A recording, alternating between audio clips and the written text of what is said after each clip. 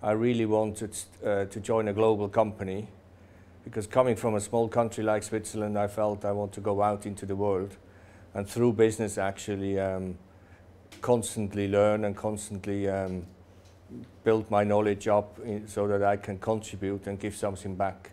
One of the most critical learning is actually when you move around the world with your family and you are just taken out of an environment, a culture, being in business or privately, where you know everything, you actually, I think you control most of it, and then you're put somewhere, and we do this a lot in Shell, as we have got 6,000, 7,000, 8,000 expatriates who change every 4 or 5 years the country and the job, and then you get into new areas, you don't speak the language, you don't know your way around.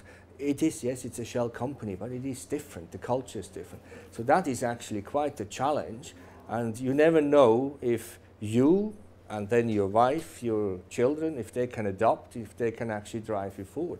So this was always a concern to me, but it was a great learning for all of us.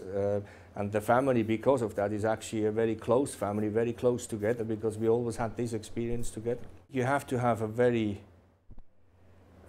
global approach, in a way a very intellectual approach in Shell. That's our culture. I think we do value a lot opinions of others. So it's a very inclusive environment, and I think this is very important for Shell. Now in the energy area, I think you have to have a kind of an interest in technology and innovation to bring the company, but also the whole energy system of the world forward. And if you have that interest, even if you are in finance and in HR, it doesn't matter, but you need to have that interest that technology drives the world at the end, and you can actually make a big contribution. We are quite an intellectually driven company, and this suits me very well, because I feel at home then. From time to time, then the decision power we have is maybe not as fast as you want, but we are working on that. I think I'm quite inclusive. I like to work in teams, but I'm also not shy to take decisions, which I think is in many companies, this is a little bit a problem from time to time, that you have good discussions, you have brilliant ideas, but then what is needed is then a decision. So I think very inclusive, very people-driven. I'm firmly convinced that a company like Shell and most companies in the world, they live because of human capital.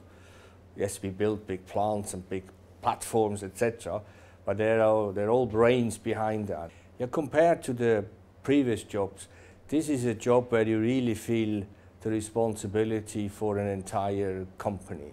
And it's in many areas we are generating a high proportion of a GDP of a country. Therefore, you feel that your pressure maybe on the one side, but it's at least a responsibility to deliver the best in order to actually deliver then the best for the citizens of a country, for example, or in the internal case, for all of our employees and partners and customers. So this is new, because there's nobody above you or beside you. You can share this. It's your responsibility. And I think that's, yeah, I needed a few months, maybe a few quarters to get used to that. But I have to say I enjoy it, because it gives you so different insights into the business, into the company, into governments, into countries, into society, and I really enjoy that. I think we have an enormous challenge ahead of us. The energy system of the world has to be doubled over the next 4 decades. So it took us 100 years to build what we have today. Now we have just to double that in the next 40 years. And at the cost to the environment, which is much lower than it used to be in the past. Now, as a technology person, as an innovation person, as a person in oil and gas, in energy, this is a fascinating challenge to have.